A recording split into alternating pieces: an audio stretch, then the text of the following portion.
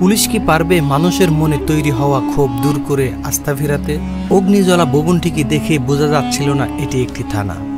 আগুনে পুড়ে দেওয়ালগুলো কালো হয়ে গেছে, ভিতরের কক্ষগুলোতে শুধুই ধ্বংস স্তূপ।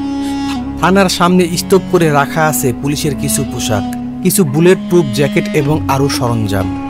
সবকিছু অর্ধেকের মতো পুড়ে ব্যবহার উপযুক্ত নয়। বৃহস্পতিবার সকাল 9:30টার দিকে ঢাকা মিরপুর মডেল থানায় গিয়ে এসব চিত্র দেখা যায়। এ থানায় 8 জন আনসার সদস্য ডিউটি করছেন। পুলিশের বিরুদ্ধে মানুষের ক্ষোভ বিক্ষোভ কতটা পুঞ্জীবিত হয়েছিল, মিরপুর থানা যেন সেই সাক্ষ্য বহন করছে। থানার সামনে দাঁড়িয়ে পরিস্থিতি দেখছিলেন অফিসগামী কামাল হোসেন। তিনি বিবিসি বাংলাকে বলেন, শুধু মিরপুর থানা নয়, বাংলাদেশের থানাগুলোতে কোনো পুলিশ নেই সোমবার দুপুরের পর থেকে। একযোগে সব থানা ফেলে পুলিশ সদস্যদের পালিয়ে যাওয়ার ঘটনা বাংলাদেশে কখনো ঘটেনি। বিশ্বের অন্যান্য দেশেও এই ধরনের ঘটনা বিরল বলে উল্লেখ করেছেন বর্তমান ও সাবেক পুলিশ কর্মকর্তারা। তারা বলেছেন, অনেক সময় যুদ্ধকালীন পরিস্থিতিতে এই ধরনের ঘটনা দেখা যায়।